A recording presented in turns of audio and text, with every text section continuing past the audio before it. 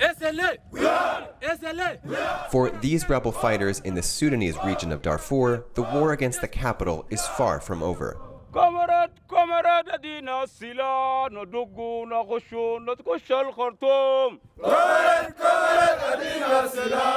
This is Torontonga, headquarters of the Sudanese Liberation Army. The rebel group has been fighting Sudan's central government for nearly 2 decades.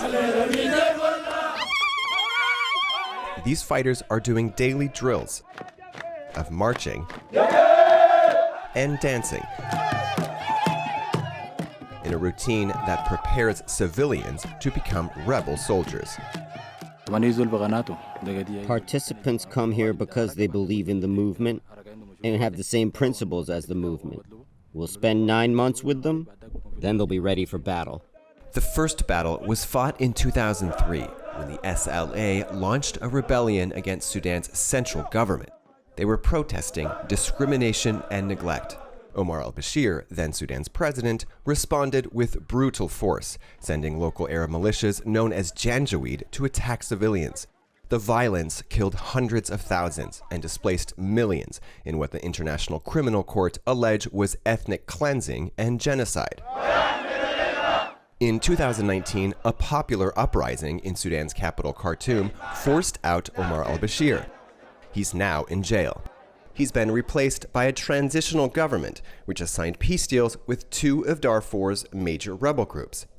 But these fighters have refused to sign. They say the mistrust runs too deep. The Sudanese Liberation Army and the Sudanese government have not fought a major battle since 2019, but these soldiers are not yet ready to put down their arms. 22-year-old Maryam Saleh Adam Abdallah joined the S.L.A. 3 years ago.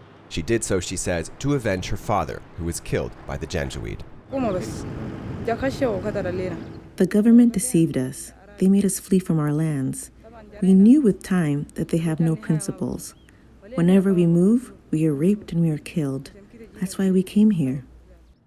Torontonga is high up on Jebel Mara, an ancient dormant volcano that rises nearly 10,000 feet above the desert. The mountain is surrounded by destroyed and emptied villages, evidence of nearly 2 decades of war. S.L.A. rebels blew up the road that goes up the mountain long ago.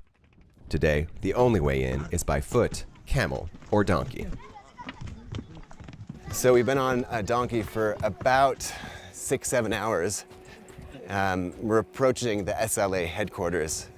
It's extremely remote. There are no roads anywhere near here. Unlike the rest of Darfur, this area is lush. Water is plentiful from both rainfall and the mountain's spring-fed rivers. Enough for apples, oranges, and grapefruit to grow in abundance. But there are few schools. Healthcare is nearly non-existent. Anna Bylund works for the humanitarian agency Doctors Without Borders. This area has 0 coverage of healthcare, and it's been neglected for a very long time because of the conflict. It's no NGOs or other actors have had access. Until Bylund opens up a new clinic that would provide a baseline of medical services in Torontonga later this year. Assalamu alaikum. Ismail IBRAHIM is the only medical worker for the area's 11,000 people, operating in this simple mud hut, treating up to 80 people a day, doing everything from a checkup to amputations, using simple, even medieval instruments. Sometimes cut it by the... He tells me sometimes I have to use this hacksaw to cut off legs and hands. Like many rebels here, Ibrahim says he experienced the disenfranchisement that was commonplace under the former government. The main reason I joined the rebellion is because of the lack of education. There were no facilities where we could study. Then the government came to destroy our village. There were no peaceful areas to go and study in. His village was destroyed in the widespread ethnic cleansing that occurred earlier in the war. The last time I saw my village is 20 years ago. I don't even know where it is exactly, but it's been wiped off the map, destroyed. Though they haven't signed the peace deal, the rebels are currently negotiating with Sudan's central government. but they say they are far from an agreement. Abdelgader Abdulrahman Ibrahim is the Sudan Liberation Army's head commander. All the armed movements that signed the incomplete peace agreement were not looking to help the needs of the vulnerable. They were acting in their own self-interest to fill their own pockets. Ibrahim says Sudan's old military, including elements that are implicated in war crimes in Darfur, still hold too much sway in the new government. He points to General Mohammed Hamdan Dagalo, also known by the name Hemeti, perhaps the most powerful individual in Sudan today. He is the leader of the Rapid Support Forces, a paramilitary organization created out of the Janjaweed, the Arab militias that have long terrorized these villages. Have things changed for you since the 2019 revolution? The armed militia that attacked the villages, they're headed by Hemeti. They are the people committing crimes against humanity. We didn't notice any change from the former regime and the transitional government. The Rapid Support Forces are the people who have authority. They are the ones who were told to eliminate Darfuri communities. Ibrahim and his soldiers are calling for compensation to Darfur's victims and for displaced Darfuris to be able to return home. But violence in Darfur is increasing, in particular along ethnic lines, threatening to put the region in conflict yet again. In January, more than 250 civilians, including 3 aid workers, were killed in inter-ethnic clashes. Dozens of homes were burned, and more than 100,000 people fled. Just weeks before the violence, the UN shut down its peacekeeping mission here, once one of the world's largest and most expensive. The UN peacekeeping base used to protect Kalma Camp, Darfur's largest camp for displaced people. More than 128,000 people still live here. With violence escalating around Darfur, most are reluctant to return to their villages. 49-year-old Salah Haroun Mohammed says his brother tried to leave Kalma and return to his birth village last year, but was killed by Arab militias.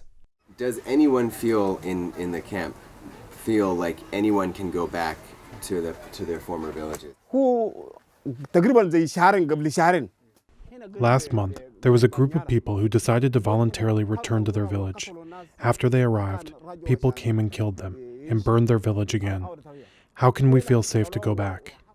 The transitional government of Sudan promised to send former President Omar al Bashir to the International Criminal Court, where he is wanted for war crimes. The court will soon begin the trial of a man accused of being a senior commander of the Janjaweed militias. Crucial steps, some here say, that might provide peace of mind for many of Darfur's victims, even if it doesn't create peace on the ground. If they don't take Bashir to the ICC, the conflict will start again, because his followers will follow in his footsteps and do the same as he did, because there was no punishment. We are insisting that the government should take Bashir to the ICC for punishment. He shouldn't be punished here in Sudan. Meanwhile, the international community is encouraging the last holdouts to work with Khartoum's new authorities for peace. Volker Perthes is a special representative of the UN Secretary General to Sudan. There's a lot of mistrust, and I guess this is probably the most important obstacle to get everybody to sign up and work together. We are trying to tell all the stakeholders that they're all needed to build the new Sudan. Back on Jebel Mara, the rebels say the Sudanese government can help build trust by doing more to help communities here. Humanitarian aid can now enter rebel areas. For Moussa Ibrahim and his Mud Hut Medical Clinic, that means hope for the future, and for Jebel Mara's 11,000 civil and military inhabitants. The whole area and S.L.A. lands depend solely on this clinic. But now, since Doctors Without Borders has started to arrive, the future looks better than before. And if living conditions can improve, that could encourage the S.L.A. to stand down and put their signature on a peace deal. The S.L.A. movement works for its people to fulfill their humanitarian needs.